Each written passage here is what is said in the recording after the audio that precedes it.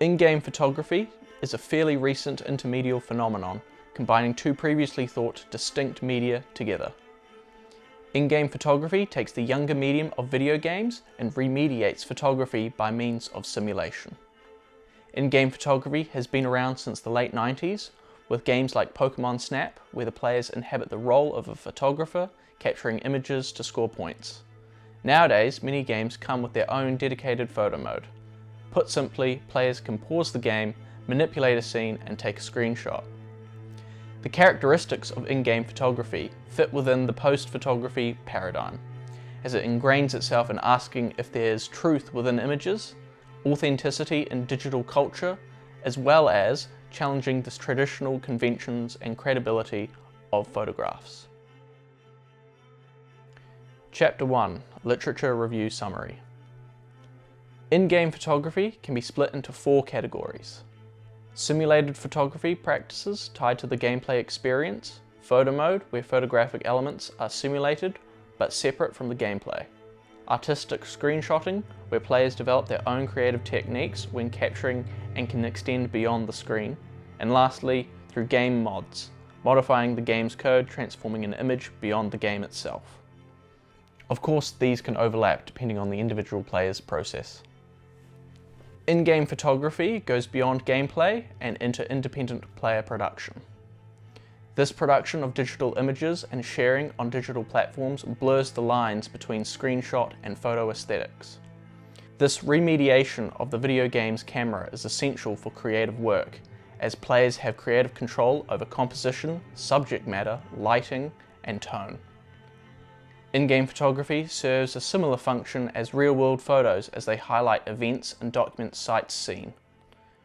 Without tangible artifacts to commemorate gaming experiences, photographs empower the player to document and artistically reconstruct moments from purely digital worlds.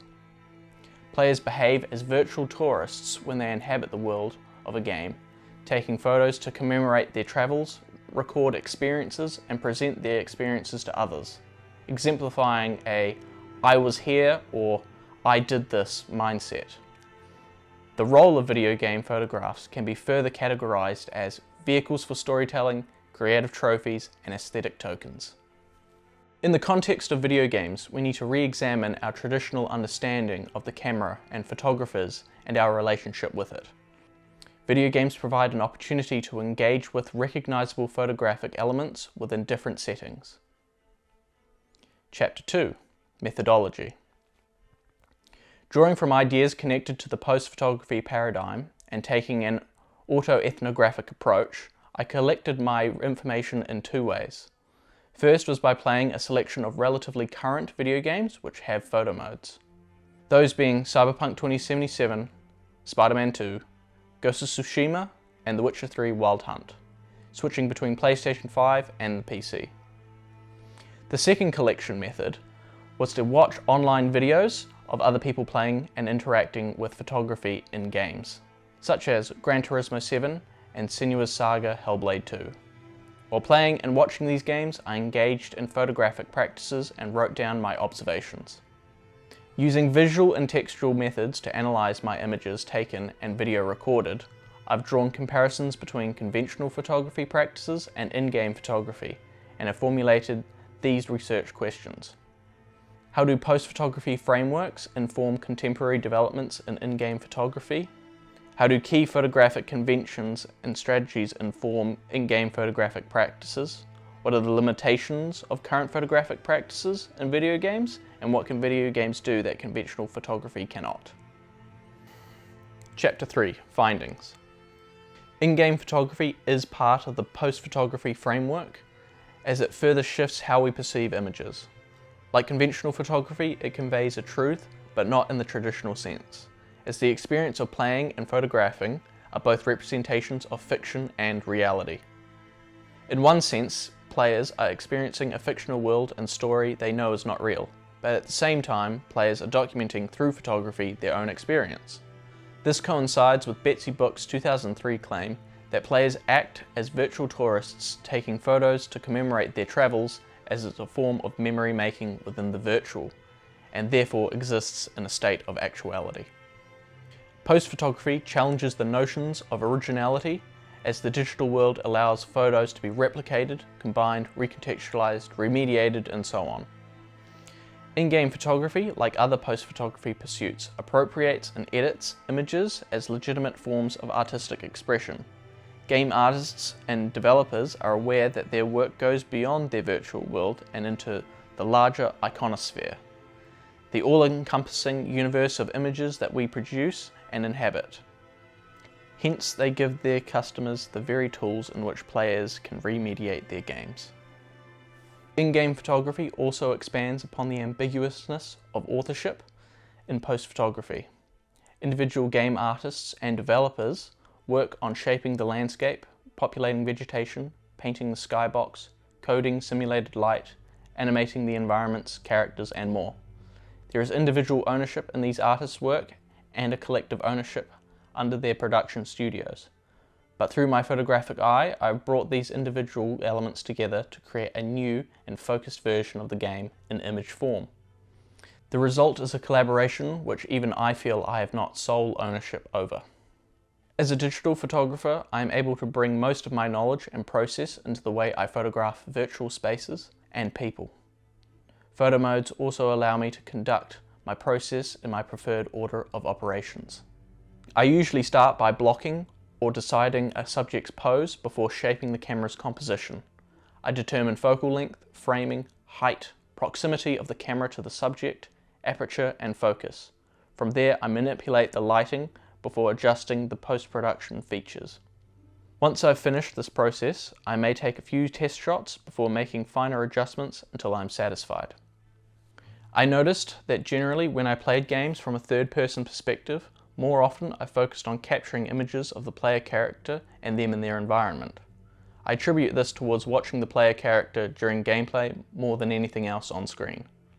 Spider-Man 2 is an excellent example, as I was almost always pulled towards photographing the titular heroes, as they are dynamic looking and moving characters, presenting me with an opportunity to photograph in a way in which I could not do in the real world. In games with a first-person perspective, I felt it easier to be in a photographer's mindset, as I was looking through the eyes of someone within the game world. I was drawn to other characters and their role in the narrative unfolding before me. It was also easier to focus on capturing my environment like I do when I go outside and attempt street photography. The language used within photo modes has also been slowly developing over the last few years. Most older photo modes use arbitrary sliders with general number values. These values have no real connection to understanding actual camera settings or practices, and so players have to rely on their prior knowledge of game mechanics and photography aesthetics to achieve realistic results.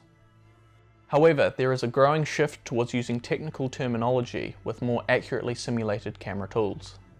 In Hellblade 2, an individual's light's brightness is measured in lumens, depth of field is measured in f-stops, and focal distance is measured in meters.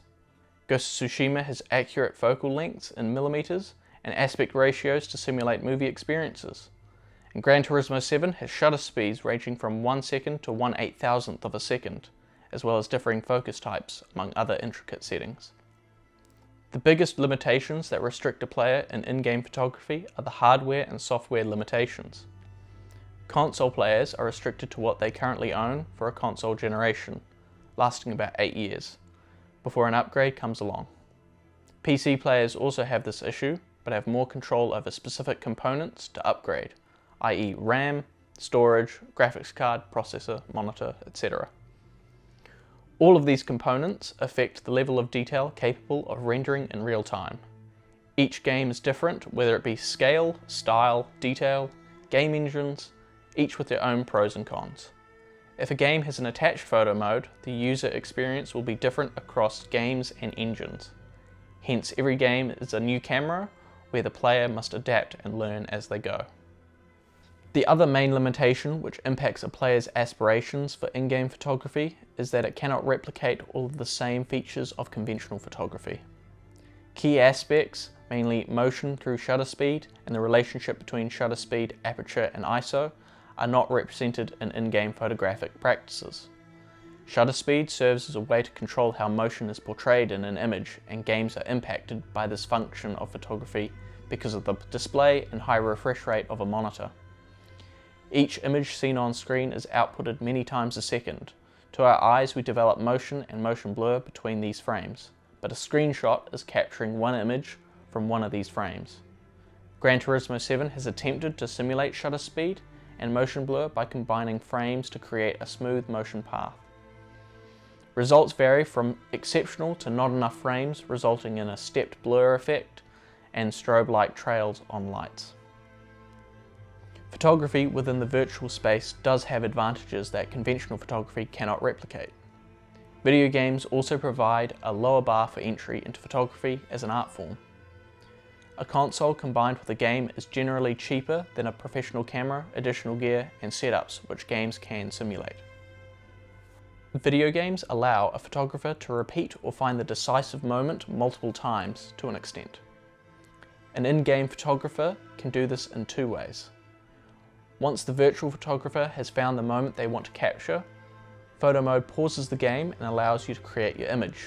If a photographer is unsure about a shot, they can screenshot again with altered settings or restart their process from another angle and decide later what they prefer.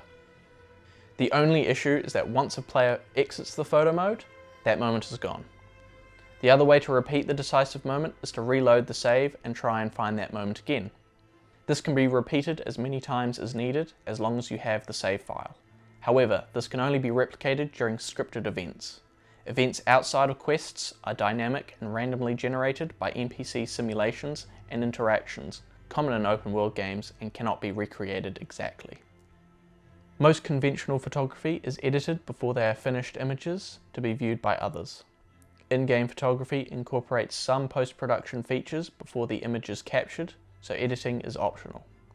Common post-production adjustments available within photo modes are the options to alter exposure, contrast, highlights, temperature, saturation, cropping, vignettes, filters, chromatic aberration, and film grain. This routes the post-production process into the actual making of the image and can be adjusted at any time.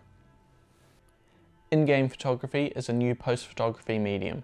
Images taken within games are both representations of fiction and reality, challenging notions of truth, originality, and authorship.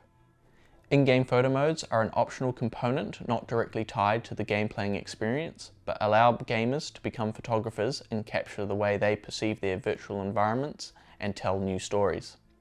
Photo modes and their parameters allow photographers to bring in most aspects of their individual process to frame and shape an image to their style. Photo modes share similar systems and practices to digital photography, but also have their own unique abilities that separate direct comparison beyond just the virtual space.